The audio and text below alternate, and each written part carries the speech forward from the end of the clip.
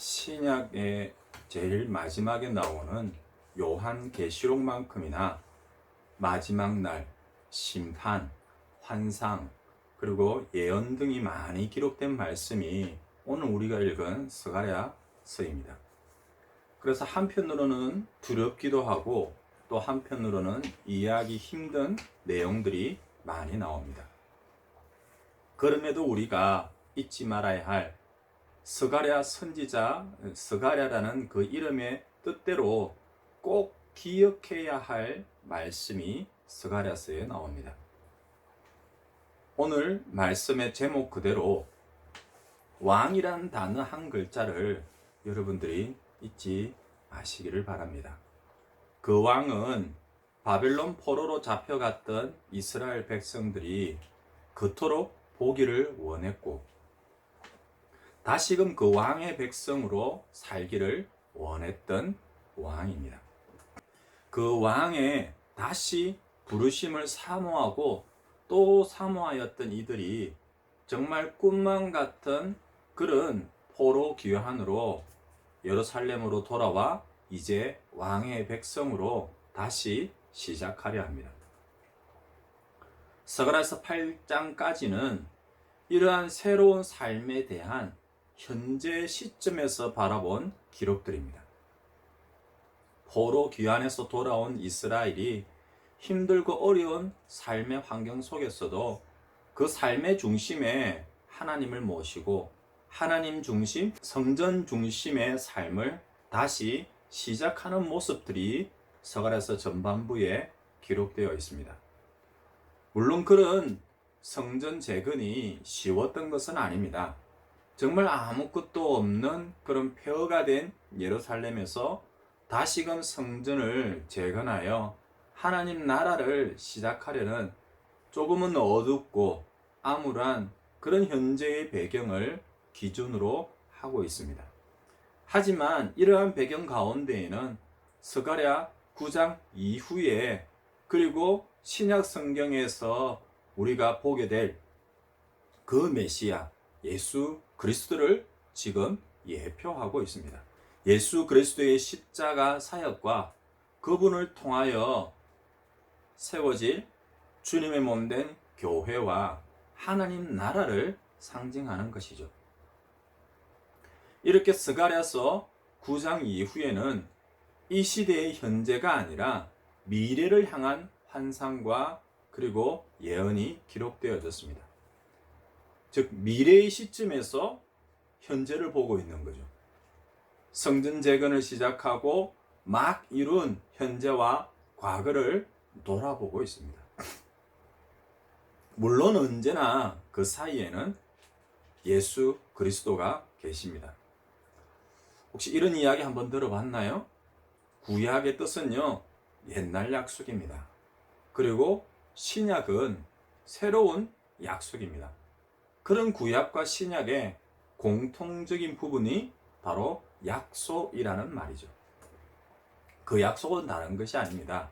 오늘 설교 제목이기도 하고 오늘 스가랴서에 기록되어 있는 왕입니다. 그리고 예수 그리스도에 관한 약속입니다.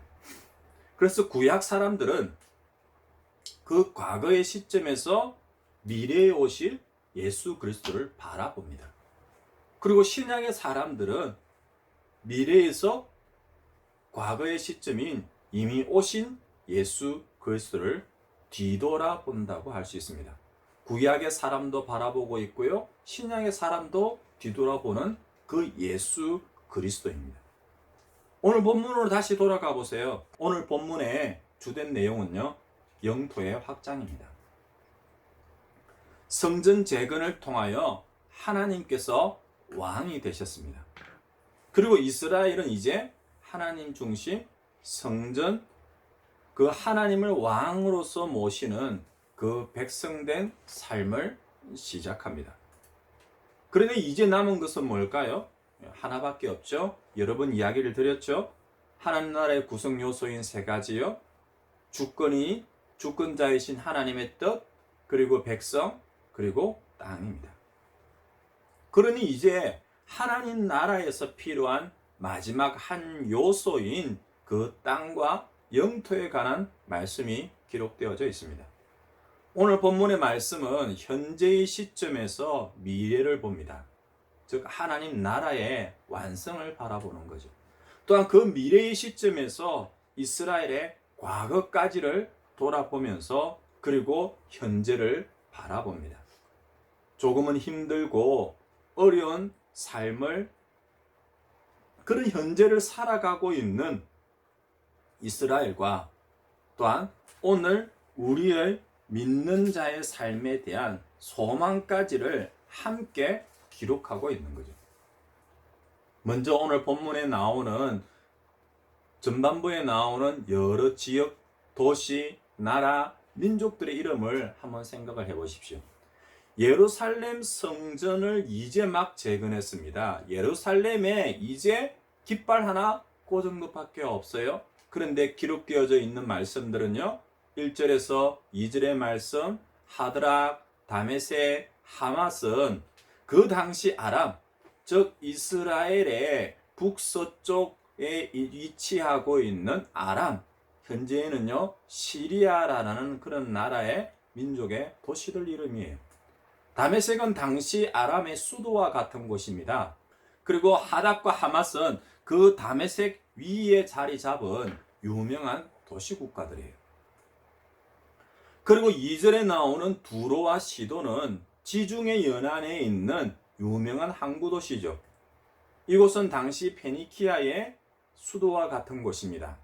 그리고요 더구나 5절에서 7절에 나오는 블레셋의 여러 도시들도 함께 언급되고 있습니다. 이러한 블레셋은 또한 이스라엘을 끊임없이 괴롭혔던 민족이죠. 그런데요 오늘 말씀은 분명하게 선포하고 있습니다. 4절 말씀 한번 보실래요? 주께서 그를 정복하시며 그의 권세를 바다에 쳐넣으시리니 그가 불에 삼켜질 거리라. 그리고 5절에는요 아스글론이 보고 무서워하며 가사도 심히 아파할 것이며 에글론은 그 소망이 수치가 되고 가사에는 임금이 끊어질 것이며 아스글론에는 주민이 없을 것이며 그리고 6절에는요 아소덴에는 잡족이 거주하리라. 이러한 지역 모든 지역들은 과거 이스라엘의 전성기였던 그 다윗과 솔로몬 왕국의 온전한 회복을 생각하게 만드는 거예요. 심지어 그들을 정복하고 심판하는 것으로 끝나지 않습니다. 그들을 완전히 멸하고 쫓아내는 것이 이스라엘이 가나안 땅으로 처음 들어갔을 때에 주어진 말씀이었다면요. 이제는 그들을 온전히 멸하고 쫓아내는 것이 아니라 그들 중에서도 7절 말씀을 보면요. 그들 중에서도 하나님께로 돌아오는 이들이 있다고 말씀합니다. 결과적으로 말씀을 드리면요. 8절에 내가 내 집을 둘러 진을 쳐서 적군을 막아 거기 왕래하지 못하게 할 것이라. 여기서 나오는 내 집은 예루살렘이에요. 유다입니다. 그리고 성전입니다. 하나님의 백성, 하나님 나라를 상징합니다. 하나님께서 왕이 되시고 이스라엘의 왕이 되시고 구원의 왕이 되셔서 그분의 집 하나님의 나라 그리고 그 백성을 다스리십니다. 그래서 그곳에 그 나라에는 어떤 대적도 위협하거나 오고 갈 수도 없는 그런 절대 평안, 하나님 나라의 평강을 지금 말씀하시는 것이죠. 그러니 뭐라고 말한다 할지라도 이스라엘과 하나님의 나라의 왕은 어떤 분이십니까? 라고 말하면 제일 첫 번째로 구원의 왕이십니다. 라고 말할 수밖에 없어요. 그리고 그 하나님의 구원은요, 그냥 조금의 승리, 불안정한 승리 아니에요. 온전한 승리입니다. 이스라엘을 포로에서 돌아오게 하는 구원, 그것으로 끝나지 않죠. 이제 돌아왔으니 그들의 삶을 회복하고 치유하고 온전하게 하는 것.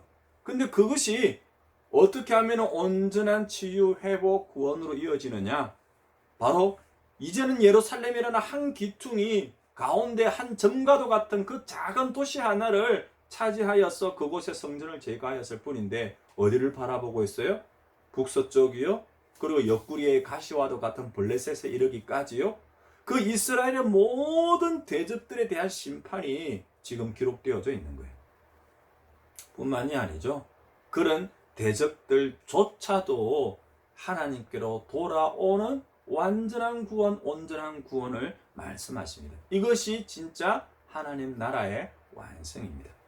이것을 성경에서는요, 샬롬, 평강, 평안, 때로는 희락의 기쁨이라고 표현하고 있습니다. 그래서 물어보는 거예요. 우리는 항상 우리 스스로에게도 물어보아야 됩니다. 지금 오늘 본문의 말씀에 기록되어져 있는 것처럼 과거의 사람들이 미래를 바라보고 미래의 사람들이 과거를 바라볼 때에 그 가운데 계시는 예수 그리스도를 바라보는 것처럼 오늘 우리에게는 그런 하나님께서 진정으로 구원의 왕이신가 라는 부분을 우리는 항상 뒤돌아보아야 돼요. 우리는 신약의 사람이니까. 그래서 그 왕을 영접하는, 그 왕을 바라보는 그 하나님의 백성들에게 주어진 약속된 그 하나님으로 말미암는 구원, 그리고 그 하나님 안에 있는 평강, 그 하나님과 함께하는 하나님의 나라의 기쁨을 맛보고 또한 회복하였는지를 우리는 항상 물어보아야 하는 겁니다. 어떤가요? 여러분은 구원받은 하나님의 백성인가요? 구원받은 하나님의 백성으로 약속된 그 평강을 누리고 있나요?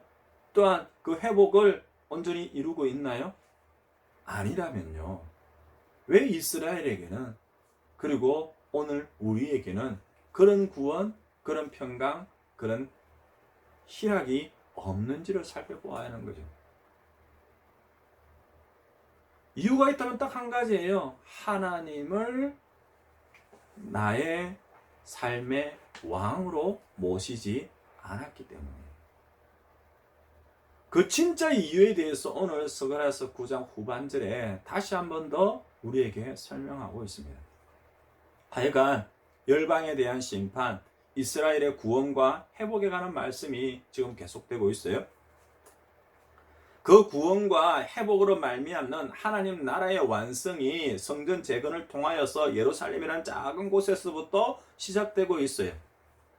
그 시작은 다른 것이 아니에요. 그 예루살렘의 왕이 그 성으로, 그 성전으로, 그 도시로, 그 나라로 들어가시는 장면부터 시작되고 있습니다. 다만 이 왕의 모습이 조금 색다른 거예요. 아니, 이스라엘이 어쩌면 오늘 우리들이 생각하는 것과는 조금 다른 모습일 수도 있습니다. 분명 전반부에 나오는 1절에서 그 8절 말씀 가운데서는요, 이스라엘의 대적을 심판하시는 그 구원의 왕의 모습이 나옵니다. 다윗과 솔로몬 시대의 그 영토까지 하나님 나라가 확장되는 그런 모습이 기록되어 있는데, 그런 모습과는 조금은 대조적인, 어쩌면 정반대라고 할 수 있는 그런 모습이 지금 하나님 나라의 완성이 시작되는 그 점에서 모습으로 나타나고 있는 거예요. 오늘 본문 이렇게 기록되어 있죠. 보라, 네 왕이 내게 임하시나니 그는 공의로우시며 구원을 베푸시며. 맞습니다. 여기까지는 이해가 되는 거예요. 7절 말씀까지 그렇게 기록되어져 있으니까요. 하나님의 공의로움은 결코 죄악을 그냥 보고 있지는 않으십니다. 또한 택한 백성들의 대적들을 그냥 두지 않으시는 거예요. 그래서 그 공의로 열방을 심판하십니다. 또한 그 택한 백성들을 구원하시죠. 하지만 그 다음이 문제예요. 아니, 그 공의와 함께 포함되어져 있는 단어가 있는 거죠. 그 왕은 뭐라고요? 겸손의 왕이시라고요. 그 왕은 겸손하셔서 나귀를 타십니다. 더구나 나귀의 작은 것, 곧 나귀 새끼를 타고 지금 왕으로 들어가신다고 하네요. 왕과 나귀 새끼 어울리나요? 세상을 무력으로 정복하고 대적들을 잠잠하게 하는 그런 열국들의 왕들을 한번 생각을 해보십시오. 이 시대에 세계에서 가장 강력한 그 나라의 그 군사력을 한번 생각해 보십시오. 천조국이라는 말 혹시 한번 들어봤습니까? 그 군사력을 그렇게 표현하고 있는 거예요. 그 대적들을 잔혹하게 정복하는 것과는 정반대의 모습의 왕을 지금 겸손이라는 단어로 또한 화평이라는 단어로 지금 묘사하고 있습니다. 어떻게 해요? 아니 이렇게 묘사될 수 있나요? 혹시 한번 책에서 읽어본 적이 있나요? 피를 흘리지 않는 전쟁 있습니까? 물론 싸우지 않고 이길 수 있다면 정말 최고로 좋겠지요. 옛날 옛적의 책에 기록되어져 있는 것처럼 그 지피지기면 백전 불태란 말도 있습니다. 이 말씀은 나를 알고 너를 알고 그리고 그렇게 되면은 100번을 싸워도 위태롭지 않다. 싸우지 않는다는 말은 아니에요. 어쩌면 싸우지 않는 말도 포함되어 있지만은요.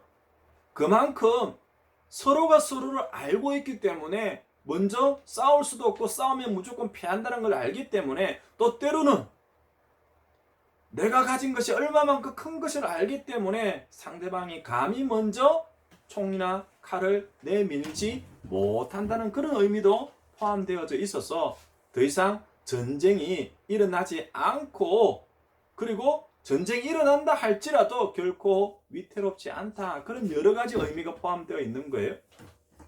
현대로서 굳이 조금 한 번 더 예를 든다면요. 너무나도 강력한 그리고 확실한 그런 무기를 가지고 있다면 그 누구도 함부로 나를 대할 수 없는 상대가 되는 것이죠.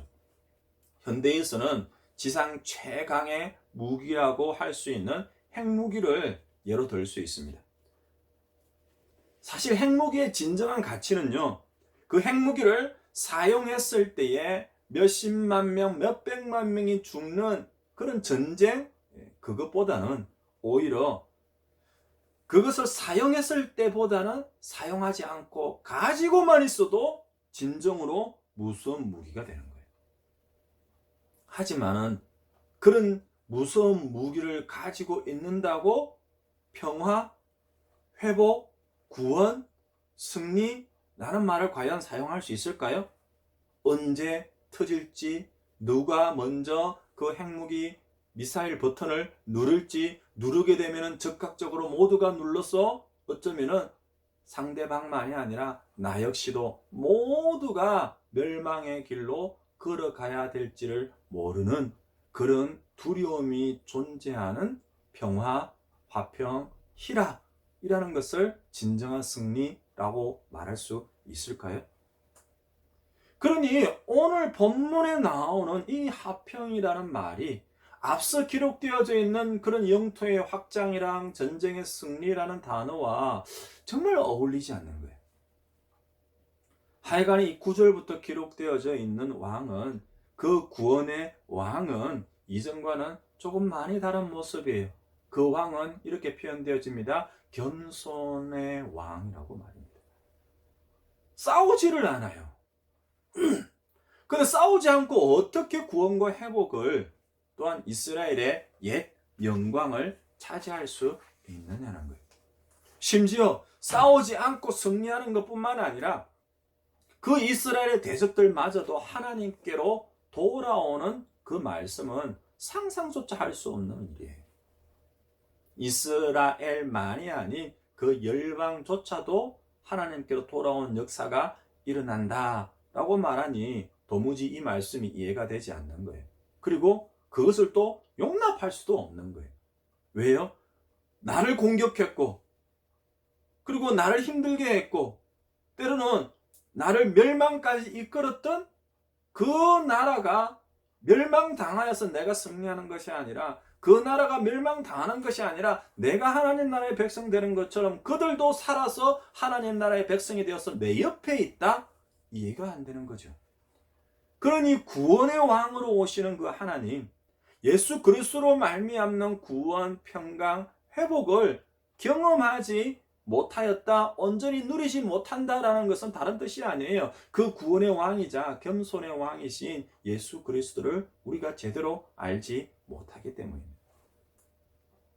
이스라엘의 구원은, 하나님 나라는 분명 예수 그리스도의 십자가의 보혈로 이루어집니다.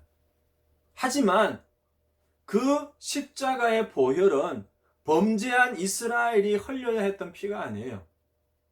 그리고요, 때로는 그 이스라엘을 대적하였던 수많은 나라의 또한 민족들의 피도 아닙니다. 이스라엘도 아니고 그 대적도 아니고 우리도 아니라 그 모든 피를 대신하시는 예수 그리스도께서 십자가에 흘리신 피예요. 이러한 피를, 이러한 십자가를 성경은 대속이라고 말씀합니다. 바로 대속 언약의 피를 말씀합니다. 그것이 구약이고 또한 그것이 바로 신약입니다. 그리고 그 구약과 신약을 잇는 약속 예수 그리스도께서 십자가에서 흘리시는 피입니다. 이를 위해서 하나님이신 예수님이 죄도 없으시고 그러한 피조물이 되셔서 그리고 죽으시는 거예요. 이루어질 수 없는 일들이 이루어지고 있습니다. 저 하늘 보좌에서 땅으로 내려오십니다. 죄가 없으신 분이 죄인이 되셨습니다.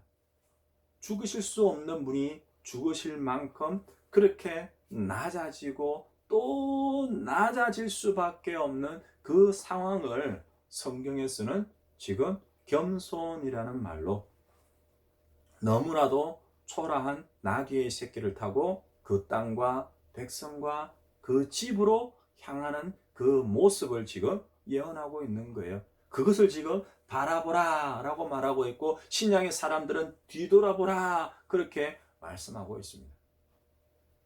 지난 목요일 날 스가랴 9장 묵상 메시지 읽어보셨습니까? 옛날에는 왕이나 높은 신분의 사람이 움직일 때에는요, 그 앞에서 물러거라 물러거라 외치는 사람이 있었죠. 누구누구의 행차시다 그렇게 외쳤습니다. 때로는 나팔을 불기도 하고요, 때로는 북을 치기도 하고요, 붉은 카펫을 깔기도 하고요, 그리고 그 왕의 행차 앞에 꽃잎을 뿌리기도 했어요. 하지만 스가랴서에 나오는 이 예언의 왕, 구원의 왕은 좀 많이 다른 거예요. 어쩌면은 과거 이스라엘이나 오늘 우리도 마찬가지일 겁니다. 그런 왕이라는 신분이나 그 왕의 역할 자체에 대해서 잘못 알고 있는 거예요.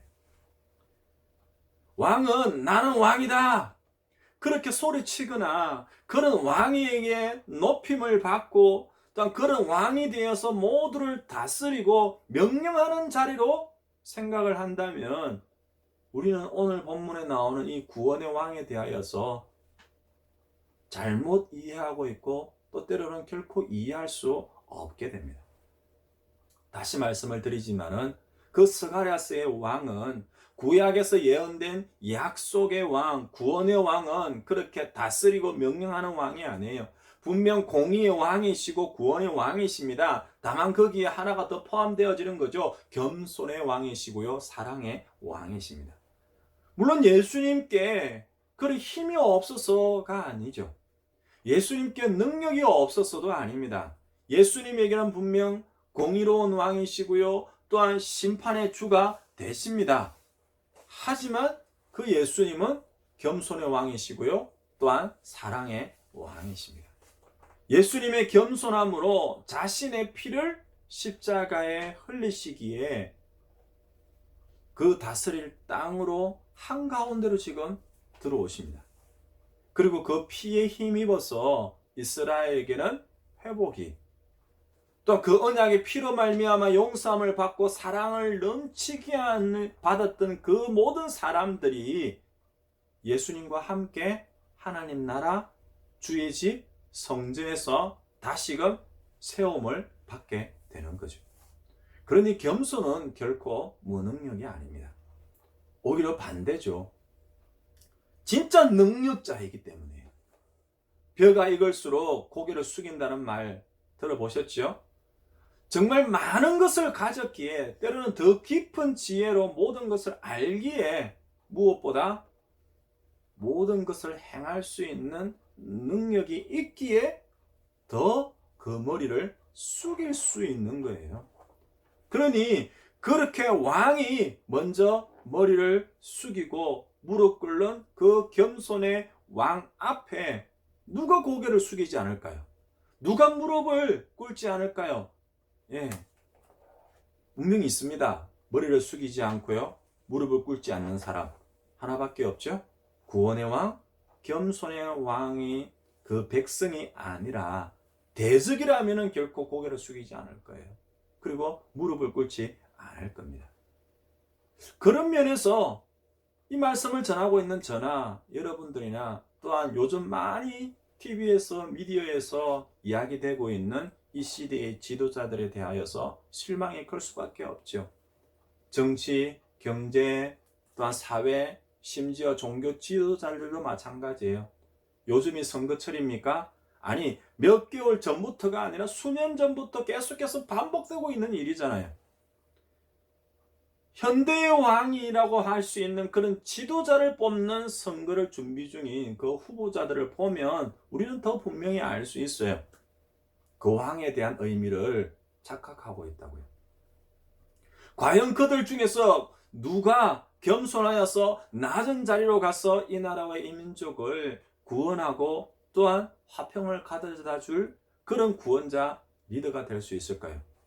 겉모습으로는 머리를 숙이는 것 같지만 여전히 또한 얼마 지나지 않아서 선거가 끝나면 어떻게 해요? 내가 왕이다! 그렇게 큰 소리 칠 그런 사람들밖에 보이지 않으니 실망이 될 수밖에요. 마음이 더 아파올 수밖에요. 기독교인은 아니지만은 인도의 성자라 불리었던 간디의 일화 혹시 한번 들어보셨습니까? 식민지 지배국의 그 총과 칼 앞에서 비폭력 평화주의를 외쳤던 사람이 간디였습니다. 인도의 수많은 사람들이 이런 간디를 따랐어요. 물론 수많은 사람들이라고 말하니까요. 이것 자체도 아마 힘인 것처럼 능력인 것처럼 생각되어질 수 있습니다. 우리나라에서도 이렇게 여러 데모나 특히 많은 사람들이 몰렸던 촛불 집회 이런 거 들어보셨죠? 그만큼 백성이랑 또한 민중이 그 수많은 사람들이 함께 모여서 한 목소리로 외친다. 그러면요, 놀랍죠. 또한 그 앞에 서 있는 사람은 두려울 수도 있습니다. 그런데요, 간디와 그 시민들은 함께 힘을 합쳐가지고 손에 손을 맞잡고 또한 때로는 그 손에 무기를 잡고 또한 큰 목소리를 외쳐서 싸우자, 이기자, 우리가 되찾자 이런 식으로 그렇게 나아가지 않았습니다. 한 사람이었어요. 한 사람. 그 군인들의 총칼 앞에 선 사람은요, 오직 한 사람이었어요. 그런데요, 한 사람 뒤에 한 사람이 서 있었습니다. 여러 사람이 옆으로 서 있었던 것이 아니라요, 한 사람만이 총칼 앞에 서 있었어요. 그런데요, 이 한 사람의 심리적인 압박은 여러 사람이 서 있는 것보다 더 컸나 봐요. 정말 아무것도 가지지 않은 그 한 사람 앞에 군인들이 총칼을 내려 놓았다는 그런 기록을 본 적이 있습니다. 죽음 앞에, 총칼 앞에 자신의 생명을 내어놓는 한 사람. 그런데요, 나를 위하여서가 아니라 누군가를 위하는 그 한 사람, 그 한 사람의 피가 또 다른 수많은 생명을 구원하고 치유하고 회복시켜 준 것이죠. 이것이 진정한 구원이고 또한 회복이며 평강이라고 오늘 말씀은 이야기합니다. 바로 예수님께서 흘리신 그 한 사람의 피죠. 실제로 그 한 사람의 피가 십자가에 흘려졌어요. 그 피를 우리는 대속의 피라고, 언약의 피라고 말씀합니다. 지극히 낮은 곳으로 임하신 그 겸손이, 그 사랑이 수많은 생명을 구원하고 회복시키는 참된 평화의 왕이 되어서 이 땅에 오늘 우리에게 찾아오신 것이죠. 말씀을 맺습니다. 오늘 우리는 구원의 주로 오시지만은 겸손의 왕으로 오시는 그분을 어떻게 맞이하고 있습니까? 혹시라도 겸손의 왕으로 오시는 그분을 오해하거나 외면하고 있지는 않습니까? 아니면은 그런 왕은 필요 없다고, 때로는 그런 겸손의 왕 앞에 머리를 숙이지 않고 무릎 꿇지 않는 그런 대적이 되어 있지는 않습니까? 그래서 그분을 다시 십자가에 못 박고 있지는 않습니까? 아니면 여전히 힘이 필요하다고요? 능력을 필요로 한다고요? 그런 힘을 가지고 능력을 가진 분을 아직도 기다리고 있나요? 그러다가 이제는 내가 그런 힘과 능력을 가져보겠다고 세상에서 그런 왕을 찾거나, 아니면 때로는 내가 세상에서 그런 왕의 자리에 나 자신이 앉으려 하지는 않는가요? 오늘 우리에게 필요한 왕은 누구일까요? 공의와 구원의 왕이십니까?